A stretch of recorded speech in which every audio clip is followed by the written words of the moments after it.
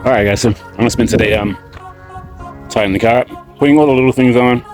Like, I gotta put on the rear view camera and some tinting and some window bandings, some stickers. So that's my job for today. Alright guys, so right now I'm running the wire for the rear view camera to the boot. So it's coming down through here. Gonna run it up through here with all the other wires and then follow them into this little pocket in here and slide it in there. So I've just put it through and I'm gonna pull it in through the boot now. So when you pull this down, it should be just, so I'm gonna pull that out and I'm gonna keep feeding it through to where I need it. All right guys, so I pulled it through. We have this much more to work with. So what I'm gonna do now is probably follow it up through that. Some cable ties to there, get that off and find somewhere where I can mount the camera and then feed the wires in through the back of here. I already took off the back ones here and up here. And I'm gonna pull it down. Oh, that's in the way. Something heavy. Can we, this will do. This will do just fine. Perfect. All right guys, so this is the cheap camera we got to install. As you can see, take a look on all its square glory. All right, so this is what we're gonna mount up there as our camera. This is what they gave us. Okay, so let's get it up there and installed. This is where we're gonna mount it right where I marked the line. But I have to pull the garnish out so I get all the wiring in behind there and then mount it. So let me get that off quickly.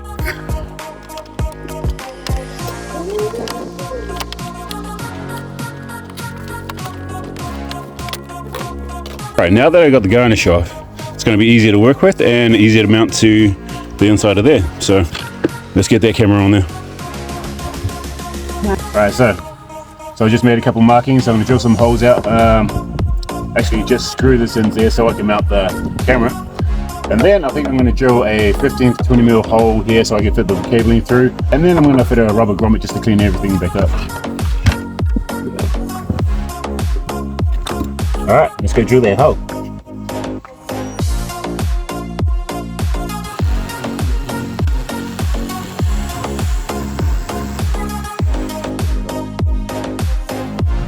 Alright, so there's the hole guys. Just drilled it out.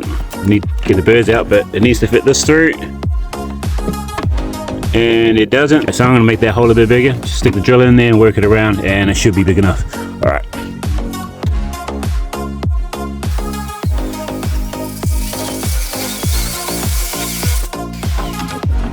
Okay, that should work. So that should be alright to fit those through now.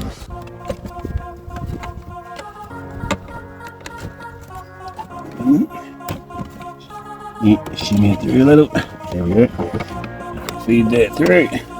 Stick that down there. Put these little screws in. Get that one's in there. Okay, bite them down.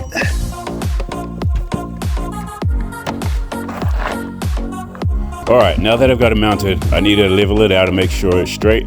So I'm just going to hold it down level and then get my Phillips and tighten it down and she should be good to go. We got our reverse camera mounted. Now I can put the garnish back, put the wiring in and try to hook it all up. Alright, we'll take a look up here.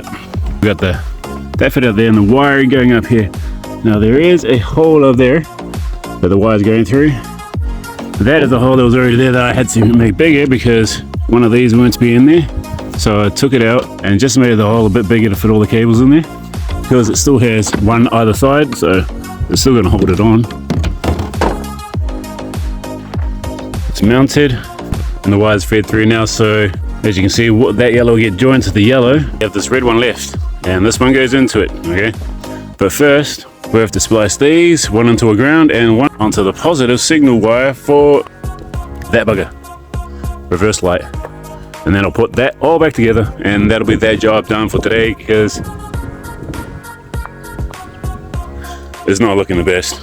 Okay, now we got all of these plugged in the back.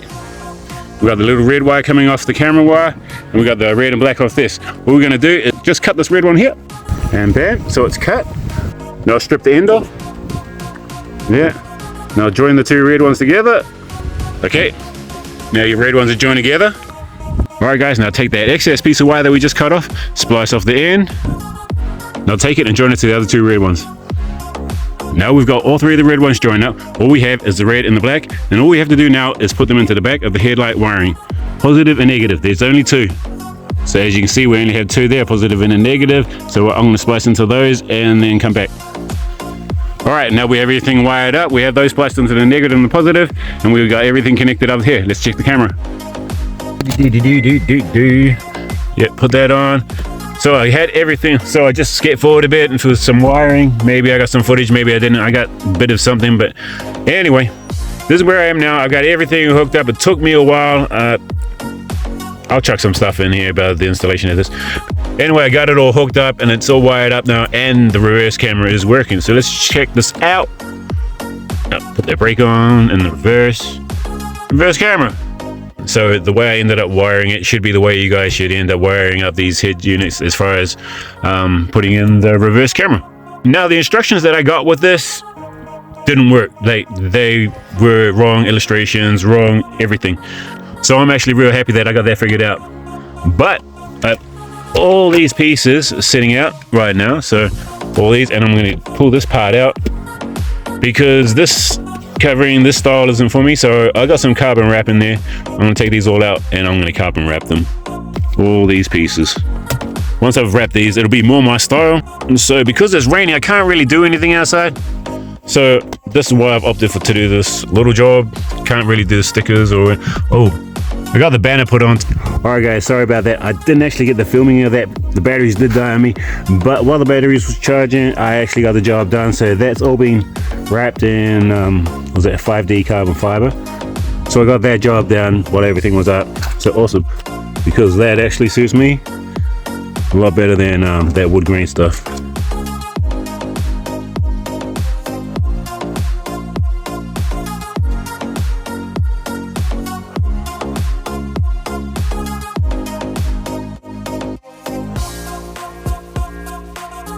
Also, we got some flashback lights or indicators for making custom headlights.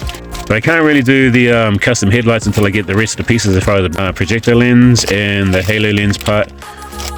And then I can pull it all apart and paint it and then put all these lights set up in there to make some custom budget headlight system. They should end up coming out pretty cool when we're done.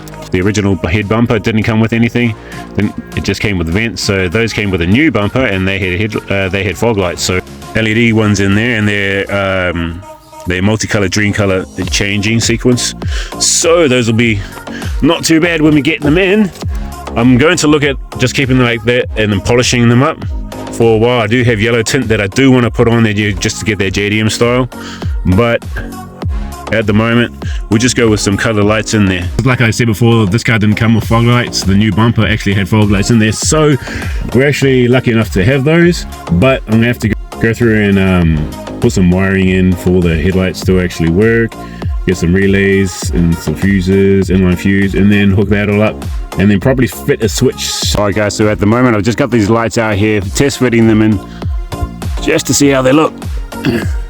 So that's what they look like from this side too. I actually like what they look like.